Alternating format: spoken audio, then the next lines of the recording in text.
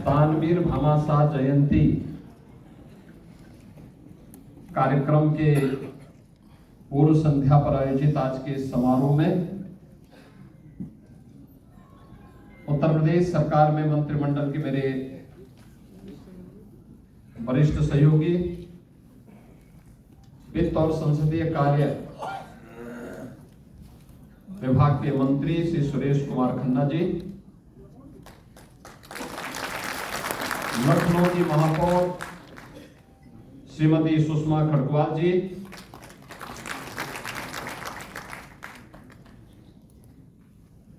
विधानसभा हरियाणा के पूर्व अध्यक्ष श्री ज्ञानचंद गुप्ता जी,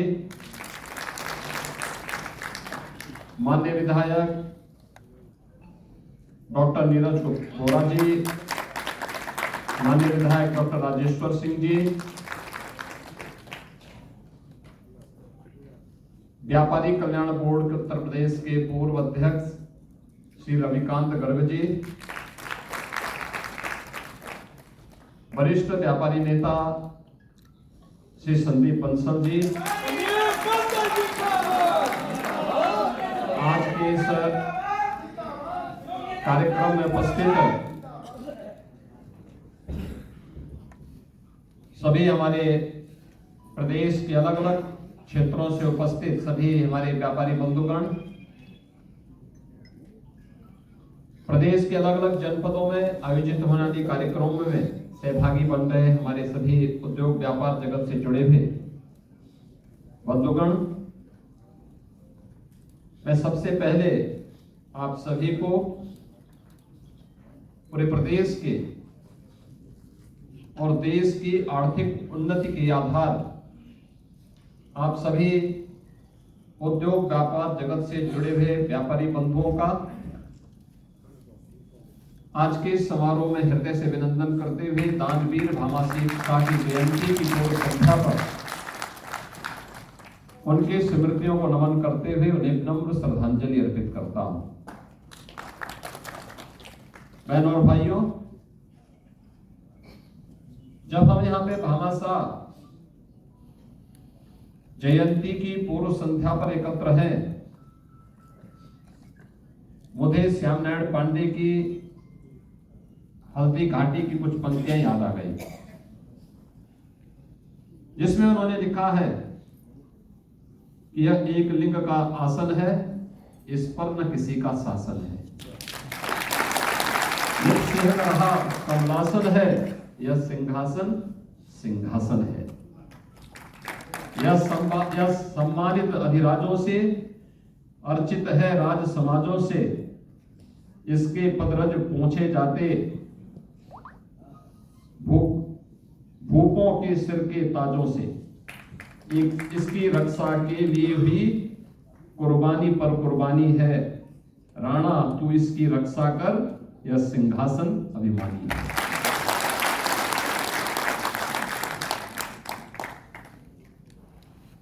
जब भी स्वदेश स्वाभिमान और स्वधर्म के लिए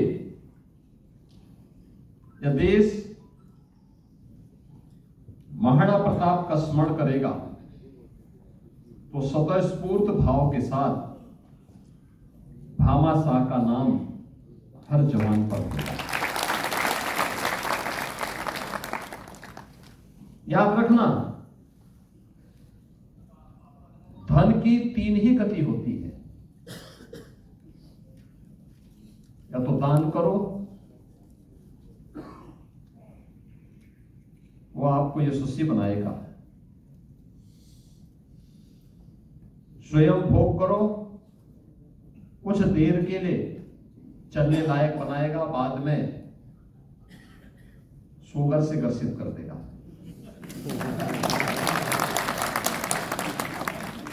और अन्यथा गलत तरीके से जब धन का अर्जन होता है तो वह नाश का कारण भी बनता है, जैसे आपने माफियाओं के नाश को देखा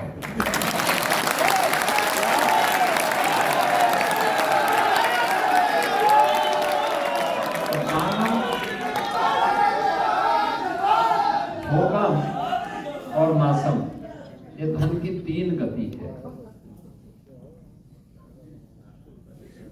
दान देश, काल और पात्र को देख करके, हमारे पूर्वजों ने, भारतीय मनीषा ने दान के लिए भी कुछ बातें कही, जिसके बारे में श्रीमद् भगवत गीता में उसके बारे में छोटा सा एक उदाहरण खन्ना जी ने भी हमें प्रस्तुत किया। और सात्विक हो, देश के लिए, धर्म के लिए, लोक कल्याण के लिए, गरीब कल्याण के लिए किया जाने वाला दान हमेशा सार्थक होता है और व्यक्ति को, पीढ़ी को यशस्वी बनाता है। दानवीर भामाशाह 29 जून 1547 को उनका जन्म होता है राजस्थान में। राजस्थान की भक्ति और शक्ति का समन्वय वहां की धरती पर अद्भुत रूप से हम सबको देखने को मिलता है। और उस धरा पर जन्म होता है वीरवर भामाशाह का। व्यापारिक वृत्ति और मेवाड़ राजवंश के प्रति उनकी निष्ठा को देखते हुए उन्हें मेवाड़ का एक महामंत्री के रूप में भी राज परिवार के द्वारा नियुक्त किया जाता है। वहां से जो भी मेवाड़ राजवंश से अलग अलग रियासतों के लिए जो भी दान पत्र लिखे जाते थे, वह दानवीर भामाशाह के द्वारा ही लिखे जाते थे। आप जब यहां से बाहर निकलेंगे, बाहर एक एग्जीबिशन लगी हुई है, उसमें आप देखेंगे तो उनके द्वारा जारी किए गए दान पत्र, ताम्र पत्र की कुछ प्रतिकृतियां वहां पर बाहर हम लोगों ने प्रस्तुत भी की है। और ये परंपरा वहां पर बहुत लंबे समय तक चली। लेकिन ये उत्थान और पतन और फिर उत्थान का एक चक्र चलता है, धर्म चक्र प्रवर्तनाय। और उसी धर्म चक्र के कारण जब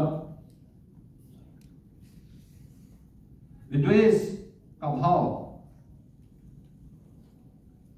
और अकबर का लालच बढ़ता गया, तमाम राजा महाराजाओं के द्वारा अकबर की अधीनता स्वीकार करने की प्रवृत्ति प्रारंभ हुई। चाटुकारिता की हदें पूरी हो गई। उस समय भी मेवाड़ जैसा राजवंश देश और धर्म की खातिर विदेशी दासता के अधीन कार्य करने को कतई सहमत नहीं थे। उन्होंने तब भी कहा कि नहीं, हरगिज नहीं, इसका फैसला युद्ध करेगा। हल्दी घाटी के युद्ध में एक तरफ लाखों की सेना थी, दूसरी ओर 20,000 सैनिकों के साथ महाराणा प्रताप हल्दी घाटी के युद्ध में लड़ते हैं। युद्ध बढ़ते बढ़ते जब निर्णायक दौर की तरफ गया, तो जिसमें 20,000 की सेना लाखों की अकबर की सेना पर भारी पड़ रही थी, लेकिन तोपों के सामने बहुत अधिक समय तक ठहर नहीं पाई। चेतक गिर गया, तमाम सेनापति ढेर हो गए। महाराणा प्रताप को जंगलों के बीच में जाना पड़ा और लंबे एक समय तक, एक कालखंड तक उन्हें वहां पर रह करके जब वे अपनी जीवन यापन कर रहे थे, कई कई दिनों तक खाने के लिए कुछ नहीं मिलता था। याद करिए कि राज परिवार का में पला बढ़ा वे बच्चे महाराणा प्रताप के पुत्र, उनकी पुत्री, राजमाता, इन सब की क्या स्थिति रही होगी। कई कई दिनों तक घास की रोटी खानी पड़ी। लेकिन देश और धर्म की खातिर विदेशी हुकूमत के सामने सिर नहीं झुकाता और उसको तैयारी करते हैं। उस समय दो ही प्रकार की चीजें उनके सामने थी। हर हाल में मेवाड़ को की रक्षा करना है, भारत के अंदर स्वाधीनता की लौ को जलाना है, विदेशी दासता से किसी भी प्रकार से विदेशी दासता को भारत के ऊपर मुखर नहीं होने देना है, उसके काले बादल भारत के ऊपर नहीं छाने चाहिए। एक संकल्प के साथ जब उन्होंने कार्य करना प्रारंभ किया तो उस समय अरावली के उन जंगलों में वहां की भील और मीना जाति के लोगों ने ही उनकी मदद की। सेना संगठन का कार्य करना है, दुश्मन की सेना पीछे पड़ी हुई है, परिवार के लोग भूखों बिलख रहे हैं, कैसा होगा, कैसे कार्य हो पाएगा। लेकिन वहां के भील, वहां की जनजातियों ने भी स्वदेश और स्वाभिमान के इस महत्व को समझा था और वे महाराणा प्रताप के साथ खड़े रहे। कैसे छापामार युद्ध होता है, इस युद्ध कला को महाराणा प्रताप ने उस कालखंड में प्रस्तुत करके अकबर के दांत खट्टे कर दिए थे, मुगल सेना के दांत खट्टे करने का काम किया। और अंत में जब तानवीर भामाशाह उनकी सेवा में उपस्थित हुए तो उन्होंने इस बात को कहा कि मेरी जितनी संपत्ति है, इस संपत्ति में फिर से सेना के पुनर्गठन के लिए अर्पित कर रहा हूं। महाराणा प्रताप ने कहा, ये क्या कर रहे हो भाई? अरे सारे लोग तो अपने लिए अर्जित करते हैं। उन्होंने कहा, नहीं, मैंने जो भी संपत्ति अर्जित की थी इसी देश से अर्जित की थी और इसलिए उसके लिए समर्पित कर रहा हूं। यानी याद करिए, उस समय भी 500 वर्ष पहले भी यह भाव था। जो आज प्रधानमंत्री मोदी जी कहते हैं नेशन फर्स्ट, राष्ट्र प्रथम है, क्योंकि देश सुरक्षित रहेगा हम सब भी सुरक्षित रहेंगे। देश सुरक्षित है तो धर्म भी सुरक्षित है, धर्म भी सुरक्षित है तो हम भी सुरक्षित हैं। बहनों और भाइयों, यह वह समय था जब देश के सामने कठिन चुनौतियां थी, विदेशी आक्रमण हो रहे थे, स्वाधीनता खतरे में पड़ी हुई थी, संसाधनों का अभाव था। उन संसाधनों के अभाव में भी भील, मीना और वहां की अन्य ट्राइबल जातियां देश के लिए लड़ रही हैं, महाराणा प्रताप का साथ दे रही हैं। और वह समय तब था जब बहुत सारे सगे संबंधी स्वयं महाराणा प्रताप का साथ छोड़ चुके थे। तमाम राजे रजवाड़ों ने भी अकबर की अधीनता स्वीकार कर ली थी, लेकिन इन सबसे बेखबर